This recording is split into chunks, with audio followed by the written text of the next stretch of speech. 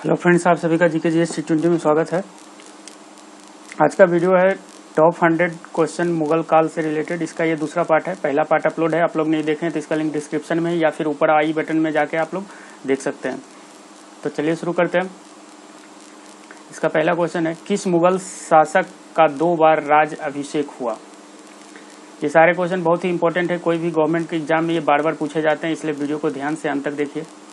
तो सही आंसर होगा ऑप्शन नंबर डी, औरंगजेब। वर्ष 1526 ईस्वी में लड़ी गई पानीपत की पहली लड़ाई बाबर से कौन पराजित हुआ था? इसका सही आंसर होगा ऑप्शन नंबर ए, इब्राहिम लोदी। अगर आप लोग को ये आंसर पता हो तो आप कमेंट कर सकते हैं। कमेंट करते करते आप लोग को यदि ये सब आंसर में कोई भी प्रॉब्लम हो तो एक रिवाइज हो जाएगा। शेरशाह सूरी का मकबरा कहाँ स्थित है? इसका सही आंसर होगा ऑप्शन नंबर सी, सासाराम। और ये कहाँ है? ये बिहार में स्थित है। सुप्रसिद्ध संगीतज्ञ तानसेन और बैजू बावड़ा किसके शासनकाल में सुविख्यात थे? इसका सही आंसर होगा ऑप्शन नंबर सी, अकबर के शासनकाल में। और अगर आप लोग को ये वीडियो पसंद आ रहा है तो इसे अभी लाइक कर दीजिए, और जो लोग इस चैनल पे अभी नए हैं इस चैनल को सब्सक्राइब करके बेल बटन को दबा दीजिए, ताकि ऐसे आने वाले वीडियो का नोटिफिकेशन आप लोग को सबसे पहले मिल सके। अकबर द्वारा बनवाए गए उपासना भवन पूजा गृह का क्या नाम था? तो सही आंसर होगा ऑप्शन नंबर सी, इबादत खाना। और इबादत खाना का स्थापना कब हुआ था?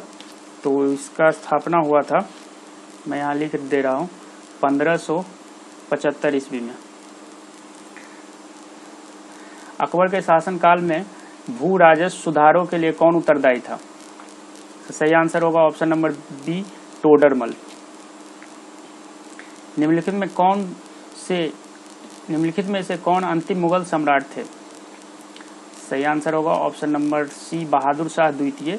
यहाँ पे देखिए द्वितीय, यहाँ पे मैं ऐसे लिख रहा हूँ, कहीं कहीं रोमन में ऐसे लिखा हुआ रहता है, तो आप लोग कंफ्यूज मत होइए। या तो बहादुर शाह द्वितीय लिखा हुआ रहेगा या बहादुर शाह जफर भी इनको बोला जाता है, बहादुर शाह जफर लिखा हुआ रहेगा ऑप्शन, इसलिए मैंने यहाँ पे ब्रैकेट में लिख दिया हूँ, तो कंफ्यूज मत होइएगा। अंतिम मुगल सम्राट थे।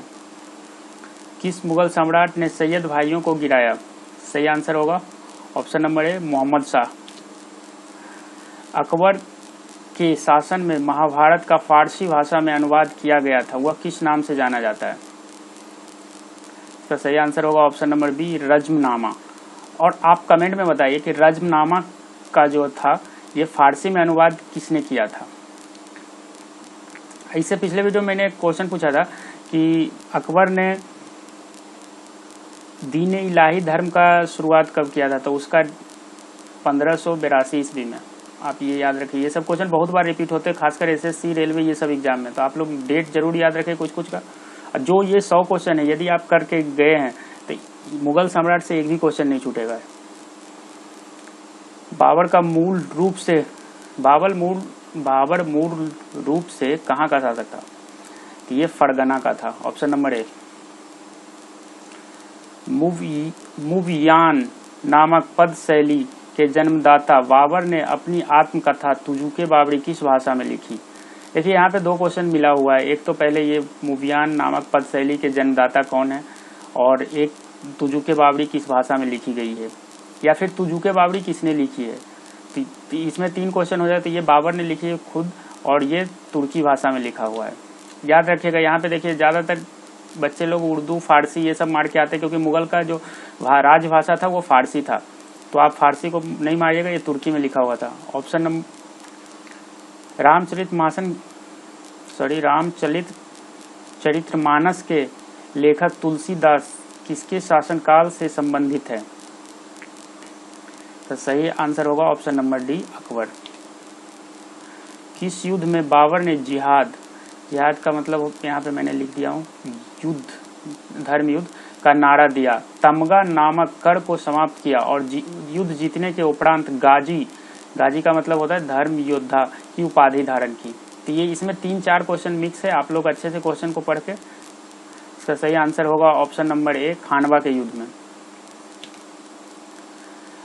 राजा बीरबल की उपाधि किसे दी गई थी? यहाँ पे किसे होगा, यहाँ पे थोड़ा सा किसे दी गई थी। सही आंसर होगा ऑप्शन नंबर बी, महेश दास। और महेश दास जो है ये बीरबल का ओरिजिनल नाम था, महेश दास, याद रखिए। अब ये भी एग्जाम में आया था क्वेश्चन। निम्नलिखित में किस स्थान पर नादिर शाह ने चढ़ाई नहीं की थी। तो सही आंसर होगा option number D, Kannauj. Akbar के युवा अवस्था में उसका संरक्षक कौन था। सही आंसर होगा ऑप्शन नंबर बी, बैरम खां। मुगल साम्राज्य के दृढ़ीकरण के दृष्टिकोण से सबसे निर्णायक युद्ध था। तो सही आंसर होगा ऑप्शन नंबर सी, खानवा का युद्ध। खानवा का युद्ध किसके किसके बीच हुआ था मैं बता चुका हूँ। ये राणा सांगा और बाबर के बीच हुआ था, और जिसमें राणा सांगा हार गए थे और बाबर जीत गया था। औरंगजेब ने ज्यादा भवनों का निर्माण नहीं करवाया, इसका क्या कारण था। देखिए इसका सही आंसर था ऑप्शन नंबर डी, उसे अपने शासन काल में निरंतर युद्ध करने पड़े थे। 19 किसने मुगल साम्राज्य की राजधानी को आगरा से दिल्ली स्थानांतरित किया। सही आंसर होगा option number A, Shahjahan. Babar को भारत पर आक्रमण करने के लिए आमंत्रित करने वालों में कौन शामिल नहीं था। यहाँ देख लीजिए कौन शामिल नहीं था, तो इसका सही आंसर होगा ऑप्शन नंबर ए, चंदेरी का शासक मेदिनी राय। देखिए यहाँ पे मेवाड़ का शासक राणा सांगा, कहीं कहीं बहुत सारा बुक में लिखा हुआ है राणा सांगा भी शामिल थे, और इब्राहिम लोदी का चाचा आलम खां, और पंजाब का सूबेदार दौलत खान लोदी और उसका पुत्र दिलावर खां। लेकिन ज़्यादातर जो एग्जाम में आता है वो सिर्फ इनका नाम आता है, सूबेदार दौलत खान लोदी इनवाइट किया था, लेकिन बाकी ये सब भी शामिल थे। तो आप लोग ध्यान से देख लीजिए क्वेश्चन, क्योंकि ये पूछा गया था। और अगर आप लोग को ये वीडियो पसंद आए तो लाइक करें और ज़्यादा से ज़्यादा शेयर करें, और चैनल को सब्सक्राइब करके बेल आइकन जरूर दबाएं। Thank you for watching. मिलते हैं इसके नेक्स्ट वीडियो में।